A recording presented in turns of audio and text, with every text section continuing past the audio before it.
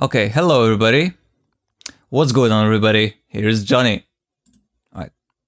What's going on everybody? Here's Johnny. And today we're gonna be looking at season 2 of SpongeBob. In previous video, it turned out that after so many years, season 1 is still pretty good. So naturally, I was wondering about season 2 as well. Especially that this and season 3 are supposed to be the golden age of SpongeBob and contain the best episodes in existence.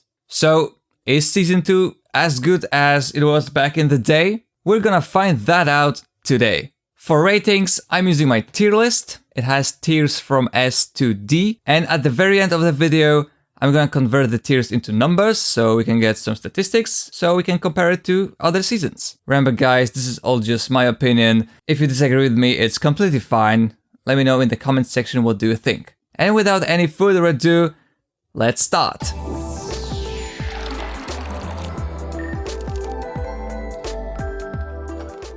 Your shoes untied. First off, I love the way Squidward insulted SpongeBob in the kitchen, and even if I smiled throughout the episode, I think it only goes in the A tier, because some of the jokes are a little bit too repetitive, and the whole not knowing how to tie a shoe is somewhat childish. Everybody should know how to do it, and the song is just fine. Also, it was nice for Flying Dutchman for trying to help. Squid's day off. I like the overall paranoia Squidward is growing, but ultimately, this is the only joke. I mean, it's funny, but also kinda repetitive. Poor Squidward. He had a really good plan, but I can relate to it. Though the second half of the episode when Squidward completely loses it, it's much better. But it's just 2 final minutes. It's just an A tier episode. Something Smells is pretty funny. I love all the shenanigans caused by SpongeBob's breath, and how he thinks it's due to his ugliness, and how he tries to overcome it later. Also, how Patrick overreacts it is pretty funny as well. It is S tier, but honestly, I wouldn't eat that sundae. Bossy Boots. Honestly, I like how Pearl had this vision for Krusty Krab, and how she changed it into a teen-friendly place, but I understand how SpongeBob likes this idea less and less. Because I personally liked it less and less. Everybody basically wanted the best, but yeah, that just couldn't work. But it's still an A tier episode for sure. So almost every aspect of Big Pink Loser is amazing. From how Patrick genuinely wants to earn something, to how he messes everything up. His stupidity here is brilliant. I said almost every aspect of this episode is good because in the second half, Patrick's behavior is getting a bit annoying. Basically when he becomes SpongeBob. Nonetheless, the episode is still filled with humor and S tier. Bubble Buddy, however, is great from start to finish. It's pretty fitting for SpongeBob that he would make a friend out of Bubbles, and the fact that he and SpongeBob are ruining everybody's day is not bothering me at all. In fact, it's really hilarious. As well as how everybody wanted a revenge on him at the very end. And how it turned out that he's actually sentient was pretty sweet. It easily goes in the S tier. I wish I had a higher rating for episodes like Dying for Pie. Unfortunately, S tier is the highest. Poor Squidward, man. I mean, he kinda got his comeuppance for being mean, and I do appreciate how he changed, at least for a couple of minutes. And it was really touching, kinda, how SpongeBob was just so happy with his friendship list. But it used to bug me how SpongeBob supposedly ate the cake, and then later on, he still had the cake. I guess he just lied to make Squidward happy. Imitation Krabs would also go to the non-existent S+ tier. It is just so creative. I love Plankton's plan, and how it just doesn't work because how SpongeBob keeps stalling him. And that little quiz he made for Krabs was also pretty sweet. My tiny complaint, however, is that self-destruct thing with the coin. I guess it makes some sort of sense if Plankton would like to get rid of the suit, but I think it's a little bit of a cheap way to end a conflict. Wormy is amazing. Dude, I really need to make the S+ tier. Anyway, they had a great idea of making a butterfly a scary monster. Well, it kinda makes sense cause butterfly isn't native to Bikini Bottom. And I guess insects look gross from a close-up. And I also love the post-apocalyptic look and atmosphere at the very end. Patty Hype teaches us an important lesson. You should always follow your dreams and make your ideas come true, no matter what other people think. SpongeBob succeeded, so who knows what will happen to us. But make sure there are no side effects though. And for that moral alone, this episode goes in the A tier. And for that moral alone, this episode goes in the S tier. But even on its own, this episode is very charming, and without that moral, it would probably still be an A tier episode. Now this is a depressing episode, but in a good way. It just simply makes you realize you're not a child anymore. You are an adult and the childhood is over. And this is just so real. Yeah, this episode is very sad both for SpongeBob and the viewers. But besides that, I don't like how people were laughing at SpongeBob at the Krusty Krab. His poor soul. But on the other hand, I like how SpongeBob later on tried to behave like an adult and just not care. And how Patrick failed at it. It's an S tier episode. When it's not sad, it's very funny. And now I want some cookies. Give me cookies. Where are the cookies?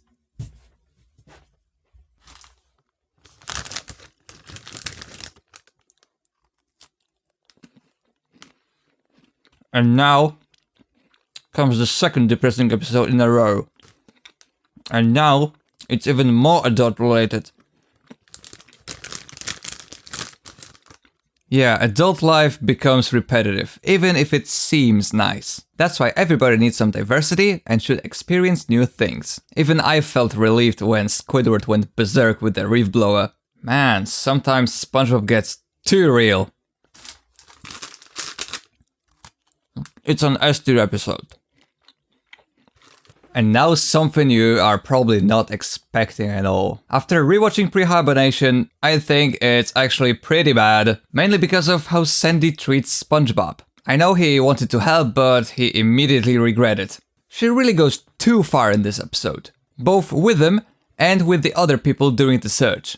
It goes in the C tier. It's not total garbage because, at least, it has some nice visuals and backgrounds, and some jokes are pretty funny. And some people's lines during the search actually made me laugh a bit. Life of Crime is another easy S tier episode. I just love how over-exaggerated is the trivial problem, and how much humor they manage to squeeze out of it. My favorite part is obviously when they sit at the desert at night, but on the other hand, I really felt sorry for them. As I said in the season 1 video, I absolutely adore all the special themed episodes. It will probably be no wonder that I love this Christmas one as well. It was a very good idea to completely introduce Christmas to Bikini Bottom and make everybody celebrating this new thing. And just be so happy and cheerful. But by far my most favorite part about it is how Squidward changed from being a jerk to being a Santa and completely revived the spirit of Christmas. It's like a Christmas carol all over again. But I mean that in a positive way. Do I even have to mention that this is an S tier episode? Although it's kinda weird how Sandy doesn't appear anywhere else in the episode besides from just the beginning. Okay, so this is the first major instance of continuity being shattered, which will be a recurring thing in SpongeBob. We already had an episode about hibernation, and now we get another one, and it's completely unrelated. Suddenly SpongeBob doesn't know what it is. Alright, who cares? This episode is golden. What can I say about it? The problem with these really good and really funny episodes is that they're just hard to review. They're just great and explaining every joke would be lame. It's S tier because it's kind of obvious that it is supposed to be just comedic. Now, however, we have the opposite of comedic, ergo something to talk about. Dumped is melodramatic and it feels like a soap opera, which isn't something I watched SpongeBob for. Even with all the jokes, it is not enough to bring it up even to the B tier. It's going to land in the C tier. I know the melodrama was deliberate, but it's totally unnecessary. Well, at least melodramatic episodes in SpongeBob are rare. Yeah, right. So the first half of No Free Rides might have a bit repetitive jokes and drags a bit too long, but the second half is where the whole thing gets traction. No pun intended. It has probably my favorite quote of all of SpongeBob, when Mrs. Puff says, "Not again." But one thing that bugs me a little bit is during the chase, when the ground and the sky are passing by and it looks like a cheap CGI. I know what they were trying to do, but it's kinda jarring on my eyes. In I'm Your Biggest Fanatic, honestly, I don't like how jelly spotters are treating SpongeBob and basically everybody around them. But I kinda like their nerdy style. I would say, episode, I Am Not Your Biggest Fanatic. It goes in the B tier.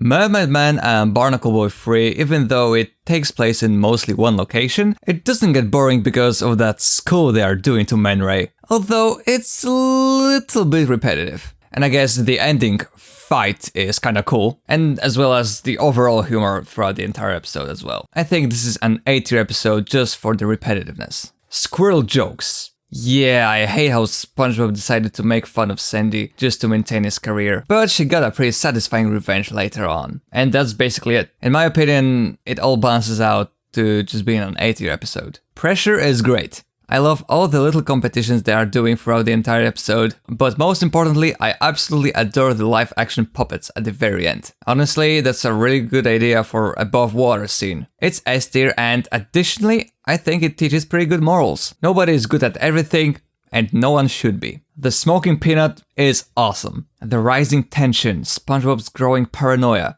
Just like with Life of Crime, I love episodes like these. And I like how Mr. Krabs appears at the very beginning so you can guess who is the real criminal. Well, I prefer that little spoiler instead of, I don't know, a Deus Ex Machina of Mr. Krabs. So starting with Shanghaied, I'm going to apply a new rule to my series. Every episode that is mostly set during the nighttime automatically gets one high tier. Automatically gets one tier higher. So we are running into the same problem as some of the previous episodes had. There is no S+ tier, so unfortunately Shanghaied needs to stay in the S tier. Overall, I absolutely adore all the stupid and random humor they managed to throw inside it. Gary Takes a Bath actually benefits from being a shorter episode, because its plot would have probably been worse if it was stretched to 11 minutes. This one is charming, filled with gags, and has an awesome chase towards the end of the episode. Overall, it's a perfect short episode. It makes sense that Gary doesn't want to have a bath, after all, he's a cat. And I like all the ways SpongeBob failed to put him in the bathtub. S tier for it. Welcome to the Chum bucket. So I already said that I don't like melodramatic episodes. And sad episodes. But this one, it's different. It is touching, not gonna lie. And the song, man, that's a truly beautiful episode. And has some good gags thrown in between. And in the second half in general. It's S tier easily. Frankendoodle, it's another great idea from the creators. Creative usage of a real life thing. A well executed problem made out of it. Doodle Bob is a great boss, sort of speak. I like the fights and overall humor is fantastic. Easy S tier again. So at the first glance, the secret box is kinda unnecessary. Patrick is just teasing SpongeBob for seemingly no reason. It may be just due to his stupidity, but I just don't like his behavior in this episode. And SpongeBob is a bit off character too. Instead of respecting his privacy, he desperately needs to need his secret. In general, I don't like how they become enemies in the first half. But on the other hand, the second half with those sound effects is really funny. The episode is not that bad. In my opinion, it balances out to being an A-tier episode. Band Geeks.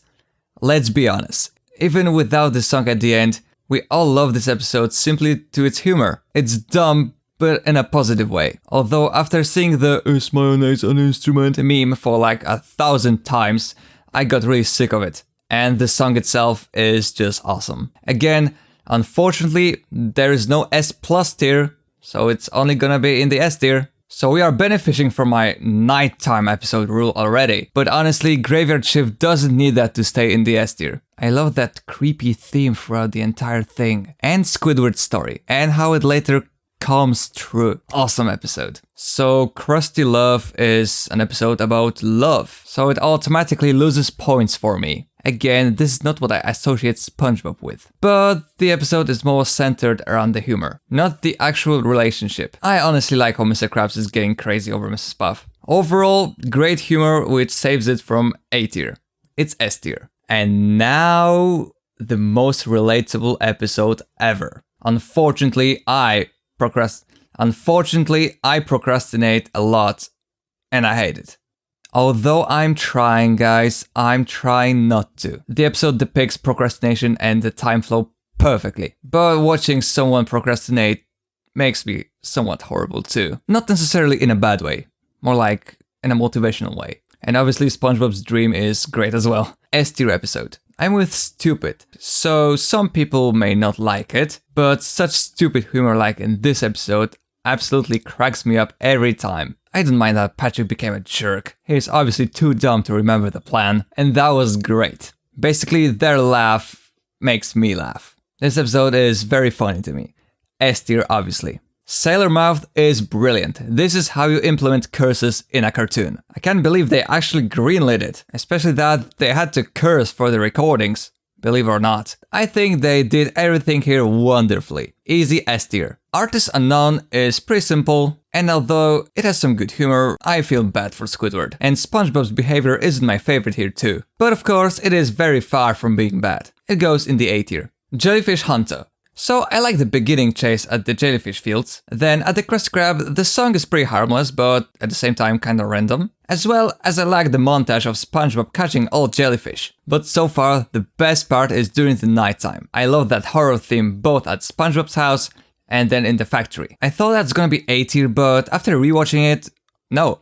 I think it's S tier. So the Fracking games. I'm not really interested in sport and sport-related stuff like Olympics, but this episode gets really creative competitions and humor in general. And honestly, I like how SpongeBob and Patrick become rivals here. It's also S tier, and kinda increases my interest in sport events. Squid on strike is amazing. So Mr. Krabs is getting a little bit too far with his character, but that makes a good setup for them to go on strike. But he redeems himself later on when he realizes he made a mistake towards the end of the episode and he wants them back. Overall, I think it has some great jokes and humor in general, especially when SpongeBob dismantled the establishment.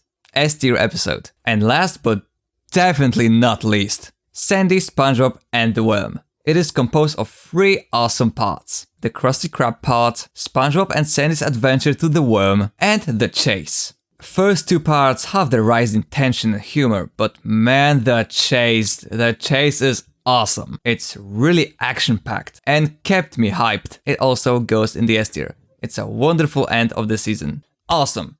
So I gave you my opinions on all episodes of season 2. So let's take a look at the numbers. Reminder that I also convert tiers into points. In the S tier, we have 29 episodes, which means they all got 5 points. We have 7 episodes in A tier, which is 4 points each. Then we have 1 episode in the B tier, which scored 3 points, and 2 episodes in the C tier, which have 2 points each. Maximum score for season 2 is 195. But how many points did it get? 180. Which is 92.3%. Guys, this is absolutely insane. Looks like even after all these years, this season is still absolutely fantastic. Great humor and gags, followed by improved animation. Compared to season 1, it is far better. Not only because only a part of it isn't in S tier, the general quality is just better than season 1. And for the seasonal tier list, it obviously goes to S.